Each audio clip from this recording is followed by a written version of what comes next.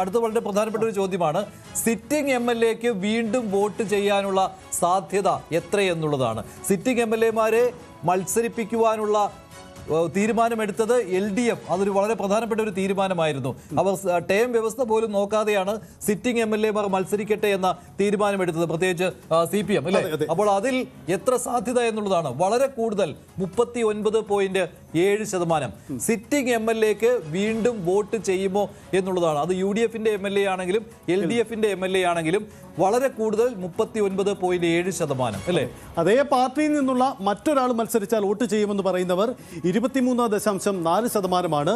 ചിലപ്പോൾ വോട്ട് ചെയ്തേക്കാം എന്ന് പറയുന്നവർ 5.3%, ചെയ്യില്ല എന്ന് പറയുന്നവർ 18.8%. അഭിപ്രായമില്ല എന്ന് 12.8% ആളുകൾ പറയുന്നു എന്നാണ് സാഹചര്യം. മഞ്ജുഷ്, ഇതിൽ ശ്രദ്ധേയമായ കാര്യം സിറ്റിംഗ് MLAയുടെ പെർഫോമൻസ് കൂടി ഇവിടെ വിലയിരുത്തപ്പെടുന്നു എന്നതാണ് സാഹചര്യം. അദ്ദേഹം മത്സരിച്ചാൽ, സിറ്റിംഗ് MLA മത്സരിച്ചാൽ 39.7% ആളുകളും പറയുന്നു ഞങ്ങൾ വോട്ട് ചെയ്യും. ശരി, അത് വളരെ പ്രധാനപ്പെട്ട ഒരു കാര്യമാണ്. സിറ്റിംഗ് MLAമാർക്ക് സാധ്യത കൂടുതലാണ്. ഇപ്പോൾ ഇത്തവണ ഓരോ മണ്ഡലത്തിലും വികസന പ്രവർത്തനങ്ങൾ നടന്നിട്ടുണ്ട് എന്ന ഒരു വിലയിരുത്തലിന്റെ അടിസ്ഥാനത്തിലാണ് സിറ്റിംഗ് MLAമാരെ കൂടുതലായിട്ട് മത്സരിപ്പിക്കുവാൻ തീരുമാനിച്ചിരിക്കുന്നത്. സിറ്റിംഗ് MLAമാരെ ഇഷ്ടമാണ് എന്ന് അഭിപ്രായപ്പെട്ടവരും ഇനി ആ സിറ്റിംഗ് MLA അല്ല അതേ പാർട്ടിയിലെ ഒരാളാണെങ്കിൽ പോലും വോട്ട് ചെയ്യാൻ തയ്യാറാണ്. പക്ഷേ സിറ്റിംഗ് MLA ഉണ്ടായിരുന്നുവെങ്കിൽ അവർ അദ്ദേഹത്തിന് വോട്ട് ചെയ്യാനായിരിക്കും കൂടുതൽ താല്പര്യം. അതായത് രണ്ടാമത്തെ ചോദ്യം ഒത്തിരി പൊളിറ്റിക്കൽ ക്വസ്റ്റ്യൻ ആണെന്ന് വേണമെങ്കിൽ പറയാം. ആദ്യത്തെ ചോദ്യം ഇൻഡിവിജ്വൽ പെർഫോമൻസ് തന്നെയാണ് അവിടെ വിലയിരുത്തുന്നത്.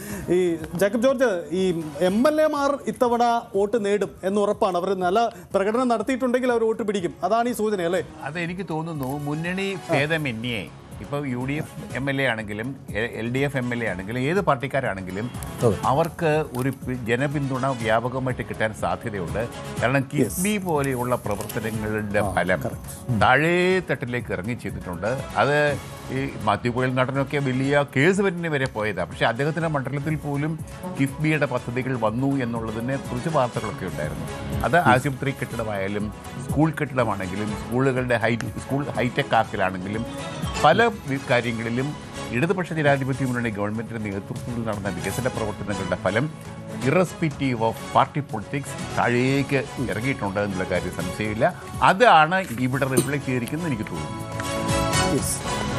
നമുക്ക് വേഗത്തിൽ അല്പം സമയം പരിധി. കൂടുതൽ വാർത്തകൾക്ക് News 18 Keralam YouTube channel subscribe ചെയ്യുക.